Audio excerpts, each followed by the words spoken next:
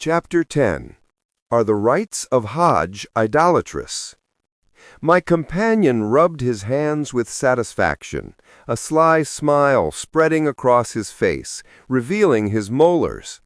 His eyes gleamed with that particular spark which appears on a boxer's face as he prepares to land a knockout blow. Don't you observe with me that your rites of Hajj are plainly idolatrous?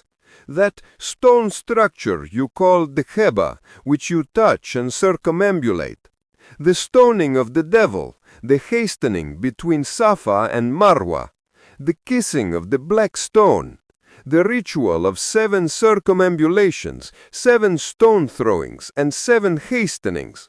Are these not remnants of the superstition of talismanic numbers from ancient sorceries? And the ihram garment you wear directly on your skin. Don't be offended if I hurt you with this frankness, but there is no place for shyness in science. He slowly blew the smoke from his cigarette and watched me from behind his glasses. I said to him calmly, "Do you not also observe with me that in the laws of matter which you have studied, the smaller orbits the larger?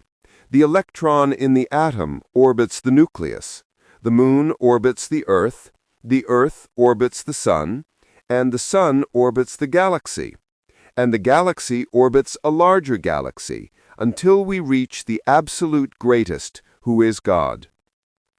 Do we not say Allahu Akbar, meaning God is greater than everything? Consequently, according to your scientific law, everything must orbit Him.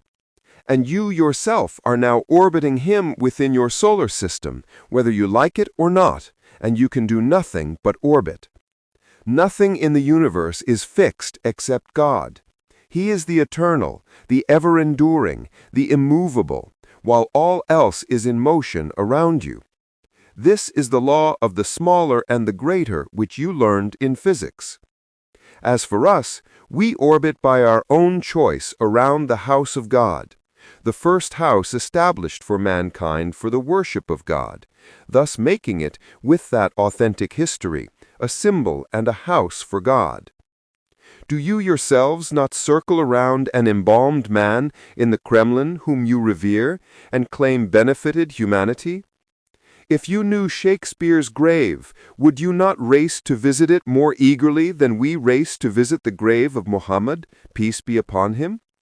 Do you not place a bouquet of flowers on a stone monument and say it symbolizes the unknown soldier? So why do you blame us for throwing a stone at a symbolic monument which we say represents Satan? Do you not live in a constant rush from your birth until your death? And after your death your son begins the rush anew. And is this not the same symbolic journey from Safa, symbolizing purity, emptiness, or void, a symbol for non-existence, to Marwa, the spring which symbolizes life and existence? From non-existence to existence, then from existence to non-existence. Is this not the pendulum-like motion of all creation? Do you not see in the rites of Hajj a profound symbolic summary of all these mysteries?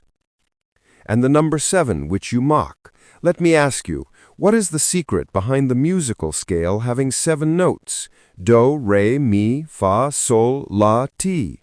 And after the 7th position, we return to a new octave, again of 7 notes. And the galaxy, and the degrees of the light spectrum are 7. And likewise electrons orbit the atomic nucleus in 7 shells. And the fetus does not complete its development until the 7th month. If born before that, it dies.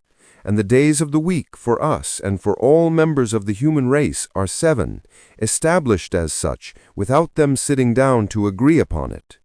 Does this not indicate something? Or are all these sciences also talismanic sorceries?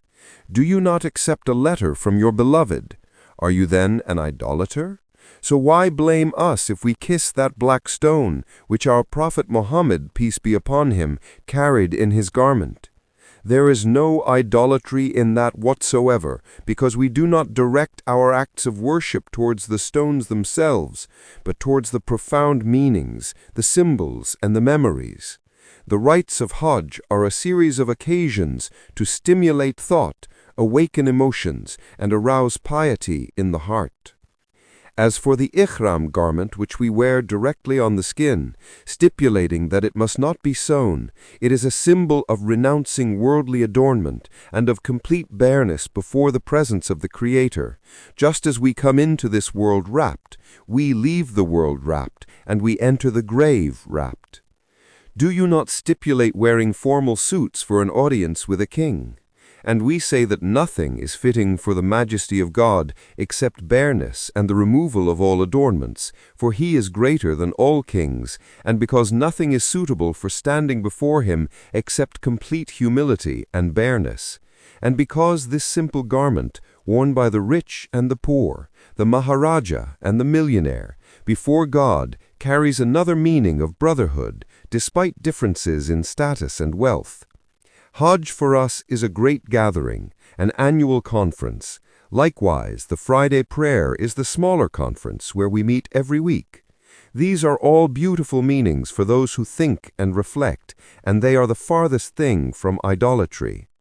If you stood with me on the plains of Arafat, among millions saying Allahu Akbar, reciting the Quran in more than 20 languages, crying out Labbaik, Allahumma Labbaik, weeping and melting out of yearning and love, you too would weep without realizing it. You would dissolve into that immense multitude of creation and feel that state of self-annihilation and reverence before the great God, the owner of sovereignty, in whose hand is the authority of all things.